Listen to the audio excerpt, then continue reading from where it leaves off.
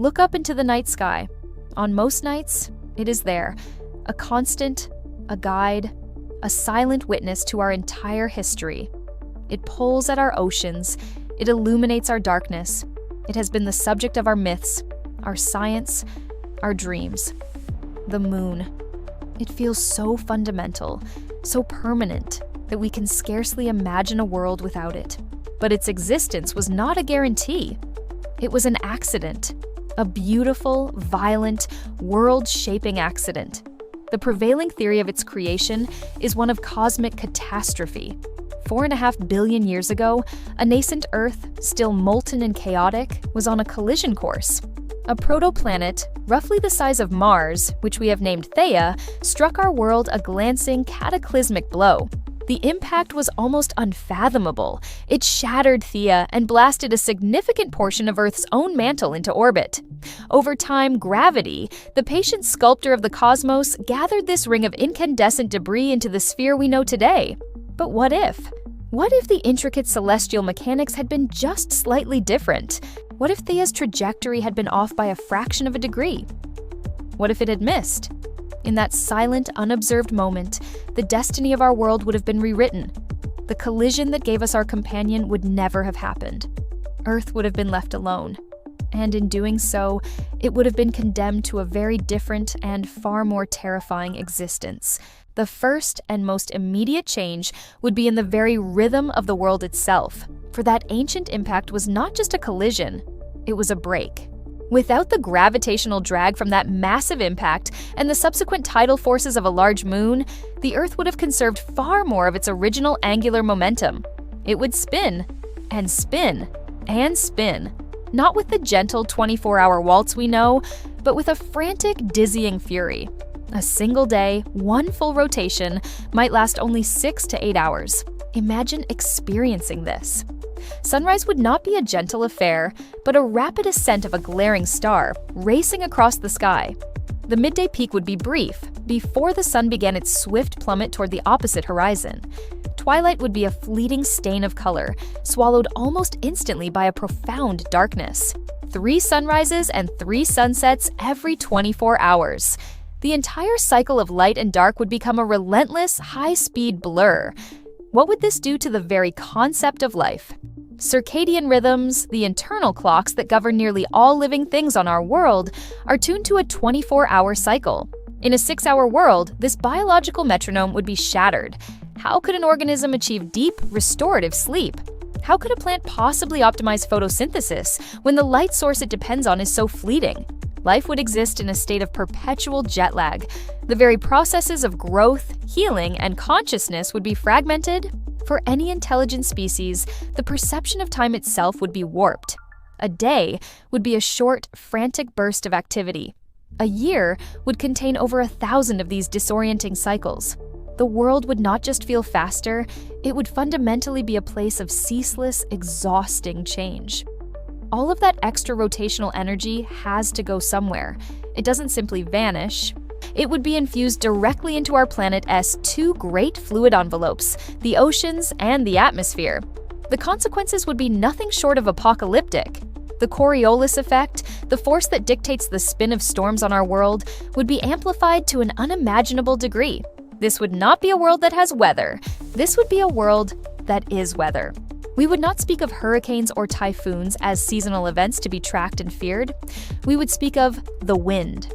A single, perpetual, planet-girdling wind of such ferocity it would make our most powerful storms seem like a summer breeze. Imagine sustained wind speeds of 300, 400, perhaps 500 kilometers per hour. A constant, shrieking gale that scours the surface of the planet without end.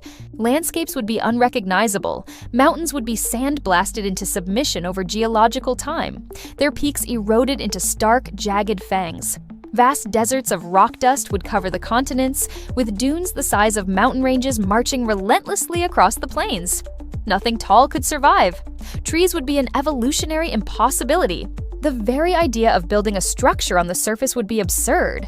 Life would have only one option in the face of such a relentless assault. Get low, huddle behind rock formations, cling to crevices, or abandon the surface entirely. The air itself would be a deadly, abrasive force, and the world's surface would be its grinding stone. The moon does more than just light our nights and pull our tides. It is our gyroscopic stabilizer. Its gravitational pull holds the Earth in place, ensuring our axial tilt remains at a relatively stable 23.5 degrees. This stability is the very reason we have predictable seasons. Summer, autumn, winter, spring. They are all gifts from the moon. On a moonless Earth, this stabilizing hand would be gone. Our planet would be like a wobbling top. Over tens of thousands of years, its axial tilt could vary wildly, from nearly 0 degrees, where there are no seasons at all, to extreme tilts of 45 degrees or more. The climate would be thrown into absolute chaos.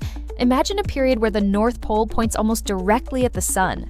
The entire Arctic Circle would experience a summer of unimaginable heat, melting ice caps and flooding continents, while the Southern Hemisphere was plunged into a deep, dark global winter. Then, millennia later, the axis would shift again. The equator might become a temperate zone, and the former temperate zones could become icy poles. Long-term stability, the kind necessary for complex life to evolve and establish itself, would be impossible. Life would be caught in an endless, violent cycle of freezing and boiling. Any evolutionary progress made during a period of relative calm would be wiped out by the next great wobble. It introduces an immense existential filter. It may be that without a large moon to hold it steady, a planet is simply too chaotic, too unstable, for the long, patient story of evolution to ever truly begin. The oceans would be a profoundly different place. The sun's gravity would still exert a small tidal force, creating a gentle, sluggish sloshing. But the powerful rhythmic pulse of the lunar tides, the great oceanic heartbeat that raises and lowers our seas by meters twice a day, would be absent. This may sound tranquil, but it would be a death sentence for the vibrancy of the oceans. Tides are the planet's great mixers. They churn the waters, bringing vital nutrients up from the deep and circulating oxygen down into the abyss. They scrub coastlines clean and create vast, dynamic intertidal zones, those unique ecosystems that are neither fully land nor fully sea. It is in these very tide pools, cyclically flooded and exposed, that many scientists believe life first experimented with crawling out of the water. Without strong tides, our oceans would risk becoming stagnant. Coastal waters could become deoxygenated, creating vast dead zones.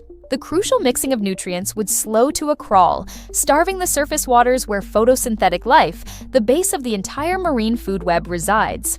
And that critical stepping stone, the intertidal zone, would be a mere sliver of what it is today. Would life ever have found a foothold on land without this dynamic, challenging environment to force its adaptation? It's a chilling thought.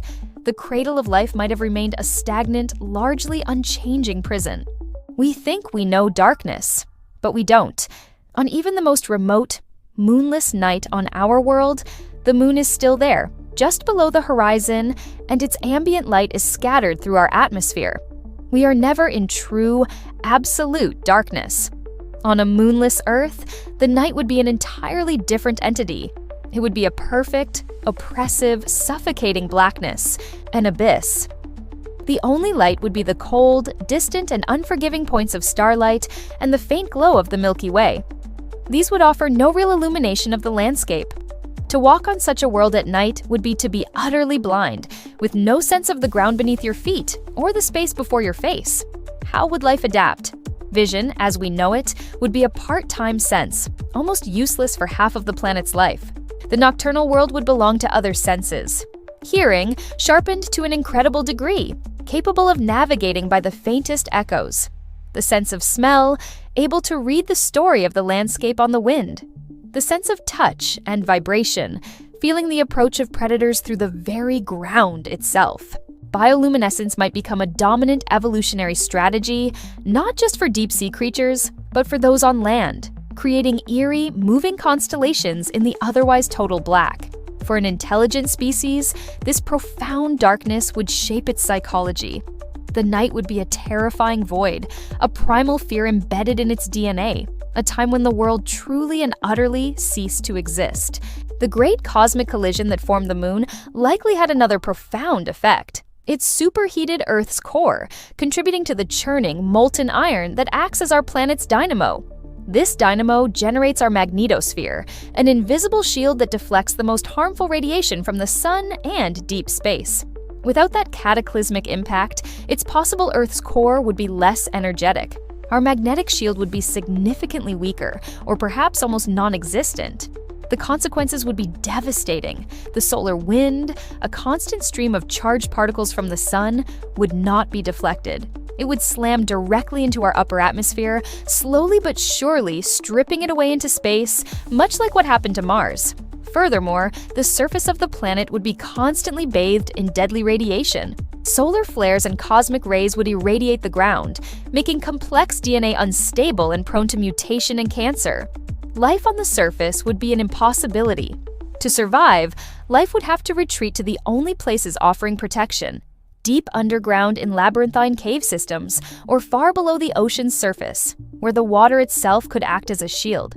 The entire biosphere would be a hidden one, a world of darkness and crushing pressure, forever sealed away from the lethal glare of its own star. Let us assemble the pieces and imagine the life that could arise on this alien Earth. Nothing on the surface. The winds and the radiation forbid it. Life exists in two realms, the deep ocean and the subterranean world. Down in the abyssal plains, without sunlight, life would cluster around hydrothermal vents feeding on chemical energy. It would be a world of bioluminescent hunters and strange, gelatinous filter feeders, all adapted to immense pressure and total darkness. In the world below the ground, complex ecosystems could form in vast, water-filled caverns.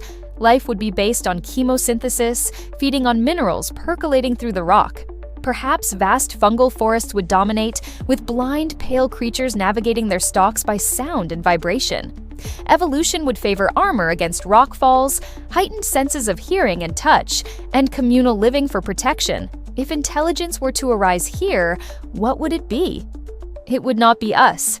It would be a creature born of pressure and darkness.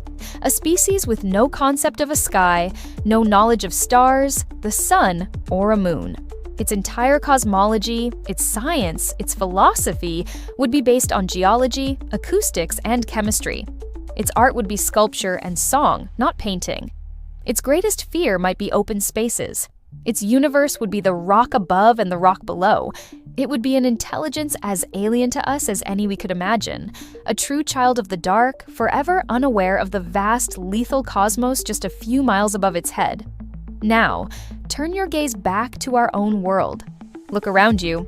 The ghost of that ancient collision is everywhere, hidden in plain sight. It is in the 24-hour rhythm that governs your sleep. It is in the predictable turning of the seasons that allows us to grow food and build civilizations. It is in the steady tides that shaped our coastlines and perhaps gave our distant ancestors their first taste of land.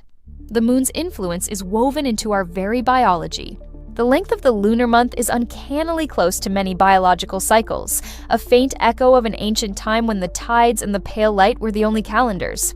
We look up at it and feel a sense of wonder, but we rarely consider the sheer mechanics of our fortune. The fact that we have a large moon is a statistical anomaly. Most terrestrial planets have no moons or tiny captured asteroids. To have a moon so large relative to its planet is an incredible stroke of cosmic luck. Could this be an answer to the great cosmic silence? To the question, where is everybody? Perhaps the universe is teeming with planets like the one we have just imagined. Violent, unstable, irradiated worlds where life is either impossible or forever trapped in its cradle. Perhaps the formation of a large, stabilizing moon is one of the great filters, a critical and exceptionally rare step on the path to complex, intelligent, technological life. Perhaps we are not just lonely, but lucky. Chapter 10. The anchor of being the moon, in the end, is a paradox. It was born from an act of unimaginable violence, a planetary trauma that nearly shattered our world. And yet, from that chaos came stability. From that destructive force came the gentle anchor that would hold our world steady for billions of years, allowing for the slow, delicate, and unbroken chain of evolution that led directly to this moment, to you contemplating this very idea. Our moon is not merely a rock. It is a clock, a shield, a stabilizer, and a lamp. It is the silent partner in the dance of life on Earth. Its absence would have created a world so hostile, so alien, that we would not recognize it as our home. And we, in turn, would not exist to recognize it.